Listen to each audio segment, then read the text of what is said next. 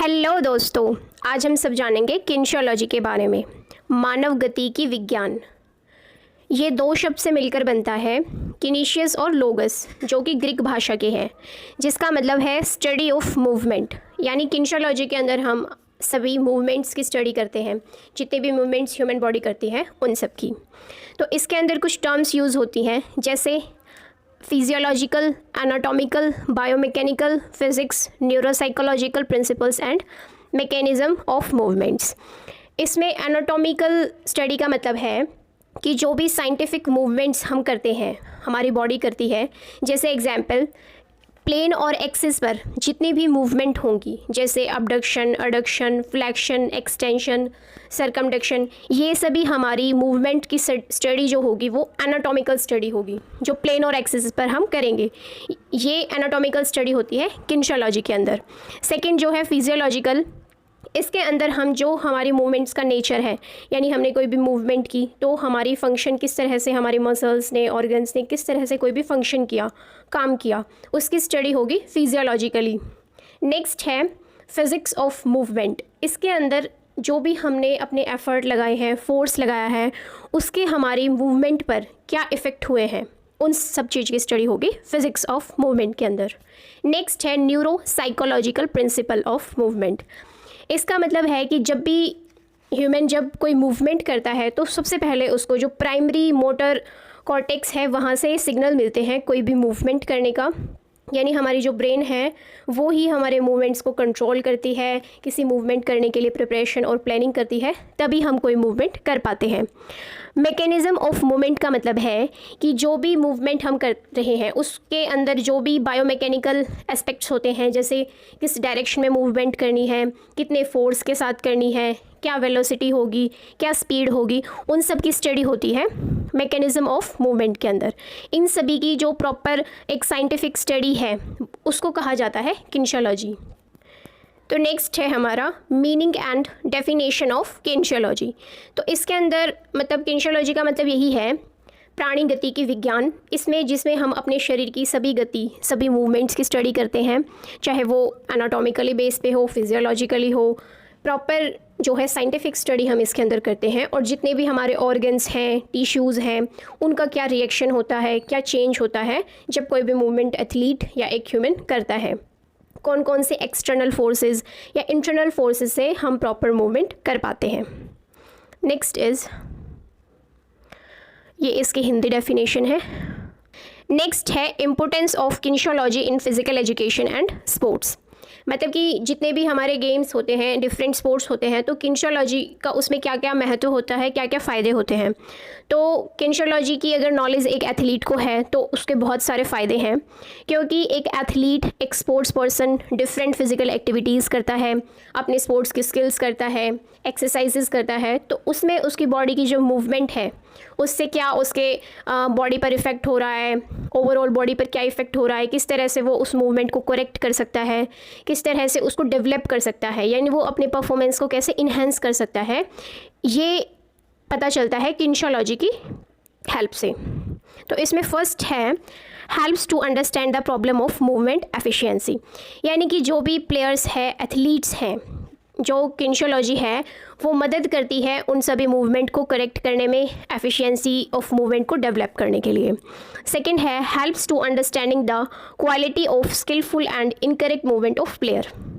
अगर खिलाड़ी कोई भी मूवमेंट गलत करता है या फिर जो भी उसके गेम से स्पेसिफिक रिलेटेड जो उसकी मूवमेंट है, स्पेसिफिक मूवमेंट हो या फिर फंडामेंटल मूवमेंट हो, दोनों को सही करने में, डेवलप करने में किन्शियोलॉजी काफ़ी हेल्पफुल है, क्योंकि इससे हमें ये पता चलता है कि जो भी मूवमेंट हम कर रहे हैं, एथलीट कर रहा है, उस पर कितना फोर्स अप्लाई किया जाना चाहिए और किस डायरेक्शन में कितने फोर्स से हमारे जो रिज़ल्ट हैं वो मैक्सिमम आ सकते हैं।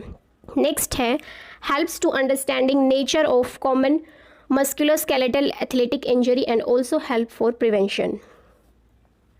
अगर खिलाड़ियों को और कोचेज़ को, जो भी हमारे ट्रेनर्स होते हैं, उनको प्रॉपर ये नॉलेज होगी कि एथलीट की मूवमेंट्स पे कितना प्रेशर डालना है, कितने फोर्स के साथ उन्हें ट्रेनिंग करवानी है, प्रैक्टिस करवानी है, तो उसके जो है पॉजिटिव रिज़ल्ट हमारे परफॉर्मेंस पर होंगे। यानी जो शरीर में की जो भी गतिविधियां खिलाड़ी कर रहा है उनको चोटों से भी बचाया जा सकता है, क्योंकि ज़्यादातर जो स्पोर्ट्स इंजरीज़ हैं वो ओवर स्ट्रेचिंग या फिर ओवर प्रेशर की वजह से ही ज़्यादातर इंजरीज़ होती हैं। तो किस जॉइंट को कितने डिग्री कितने एंगल तक खोलना चाहिए, उसकी स्ट्रेचिंग करनी चाहिए, उस पर फोर्स लगाना चाहिए, अगर इन सब की प्रॉपर नॉलेज होगी तो ही जो है स्पोर्ट्स और गेम्स या फिर फिज़िकल एक्टिविटीज़ को डेवलप और उस पर एक पॉजिटिव इफ़ेक्ट हो सकता है।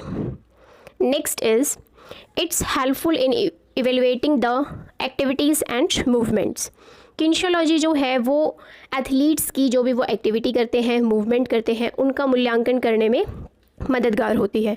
यानी जैसे चाहे वो किसी कंपटीशन की बात हो या फिर नॉर्मल ट्रेनिंग जब एथलीट करता है तो उन सब में जो भी वो मूवमेंट्स कर रहा है उसको प्रॉपर उसका मूल्यांकन करना कि वो सही है गलत है, कौन सी मूवमेंट से उसको ज़्यादा फ़ायदा होगा, क्या मूवमेंट उसको नहीं करनी चाहिए, ये जो है किनेशियोलॉजी की हेल्प से हम इसका मूल्यांकन कर सकते हैं।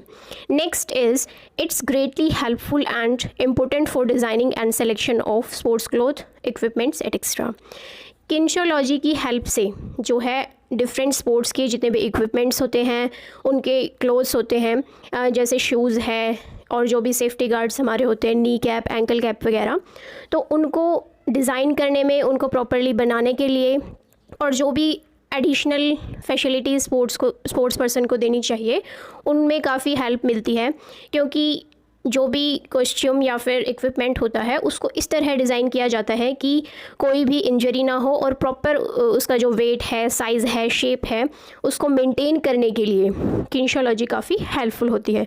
क्योंकि सभी गेम्स के अकॉर्डिंग आप जैसे जिम्नास्टिक है उसकी कॉस्ट्यूम अलग होगी, मतलब जो ड्रेस है वो अलग होगी, कबड्डी वाले जो प्लेयर्स हैं उनकी किट अलग होगी, तो जो मूवमेंट्स एथलीट करता है उसकी गेम की रिक्वायरमेंट के अकॉर्डिंग जो है उसकी किट को डिज़ाइन करने के लिए किनेशियोलॉजी काफ़ी हेल्पफुल है। Next is helps for skillful and fundamental movements. Fundamental movements जो जर्नल किसी भी गेम की होती हैं या एक एथलीट करता है, और स्किलफुल जो उसकी मींस गेम्स की स्किल से रिलेटेड मूवमेंट्स होती हैं उनको समझने के लिए, डेवलप करने के लिए किनेशियोलॉजी ज़रूरी है। Helps to understand relationship between internal changes with external forces.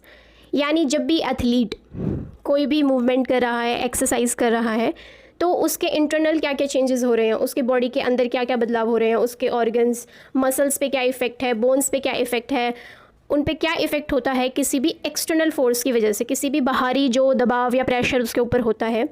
जैसे कि फॉर एग्ज़ाम्पल वेट ट्रेनिंग के अंदर, यानी जब हम एक एथलीट 10 किलो वज़न उठाता है तो उसकी बॉडी पर क्या इफ़ेक्ट होता है, या फिर जब वो 55 किलो वज़न उठाता है तो उसकी बॉडी पर क्या इफ़ेक्ट होता है, इसको समझने के लिए और उस टाइम पर मूवमेंट्स को अधिक मतलब ज़्यादा क्लैरिटी देने के लिए किनेशियोलॉजी हेल्पफुल है। Next is important for improvement in performance. जो भी एथलीट्स हैं वो प्रॉपर मूवमेंट कर पाते हैं क्योंकि अलग स्किल्स, टेक्निक्स, एक्सरसाइजेज उन्हें करनी होती है। तो अगर उन्हें प्रॉपर नॉलेज होगी किनेशियोलॉजी की कि कौन से जो उनके जॉइंट्स हैं, बॉडी पार्ट्स हैं, उनको किस तरह मूव करना है, किस डायरेक्शन में जो है उनको मैक्सिमम रिजल्ट्स मिलेंगे, तो वो उस प्रॉपर उसको बैलेंस्ड करके अपनी एक्टिविटी परफॉर्म करेंगे। Next is helps in research process. यानी जो रिसर्च करते हैं तो उसमें भी इससे जो है काफ़ी बेनिफिट्स होते हैं। जैसे अगर रिसर्च चल रही है जेवलिन के ऊपर, तो पता चलता है कि जो मैक्सिमम 45 डिग्री एंगल होता है उससे रिलीज़ करने पर पॉजिटिव रिजल्ट्स जो हैं जेवलिन के अंदर मिलते हैं। तो ये तभी आइडेंटिफाई किया जा सकता है जब थ्रोइंग या रिलीजिंग की प्रॉपर मूवमेंट का पता होगा। तो इससे मतलब जो है काफ़ी जो है पॉजिटिव इफ़ेक्ट्स ट्रेनिंग पर और एथलीट के परफॉर्मेंस पर होते हैं। Next is helps to understanding biomechanical rules. यहाँ पे बायोमैकेनिकल रूल्स का मतलब है कि जितने भी हमारे जैसे किसी भी ट्रेनिंग के अंदर बेसिक जो फंडामेंटल्स होते हैं मूवमेंट को करने के लिए, जैसे स्पीड, डिस्टेंस कवर करना, मोशन ऑफ एंगल, वेलोसिटी, उन सब को जो है ध्यान में रखते हुए, सभी बायोमैकेनिकल नियमों को ध्यान में रखकर अगर प्लेयर्स को हम गतिविधियां करवाते हैं, एक्सरसाइजेस करवाते हैं, तो उसके हमारे ट्रेनिंग पर और स्पोर्ट्स पर महत्व होता है। Next is important for specific corrective movements. यहाँ पे स्पेसिफिक मूवमेंट्स का मतलब है कि जो किसी भी डिफरेंट जो स्पोर्ट्स होते हैं उनकी स्पेसिफिक मूवमेंट्स होती हैं, स्पेसिफिक स्किल्स होती हैं, एक्सरसाइजेस होती हैं, उनको भी जो है प्रॉपर मूवमेंट से काफ़ी इम्प्रूव किया जा सकता है। Next is helps to physical educators physical in learning explanation. जो भी हमारे ट्रेनर्स होते हैं, एजुकेटर्स होते हैं, मतलब जो खिलाड़ी तैयार करते हैं, उनको अगर किनेशियोलॉजी की प्रॉपर स्टडी उन्होंने की है तो वो अपने एथलीट को और ज़्यादा इफ़ेक्टिव मैनर से उसकी जो है कंडीशनिंग कर सकते हैं, ट्रेनिंग करवा सकते हैं। Next is improvement for correcting deformities of person. Deformities यानी एथलीट को या फिर किसी भी व्यक्ति को कोई भी बीमारी है, विकलांगता है, तो जो भी उसकी बीमारी है स्ट्रक्चर से रिलेटेड या फिर जो भी उसकी दिक्कतें होती हैं उनको इम्प्रूव करने के लिए, करेक्ट करने के लिए जो है किनेशियोलॉजी हेल्पफुल होती है। Next is plays important role in personality development of sports person. ये स्पोर्ट्स पर्सन की पर्सनैलिटी, उसके व्यक्तित्व को सुधारने में भी हेल्प करती है। तो ये थी आज की हमारी वीडियो। अगर वीडियो आपको अच्छी लगी तो चैनल को सब्सक्राइब कीजिए, वीडियो को लाइक कीजिए। Thank you, have a nice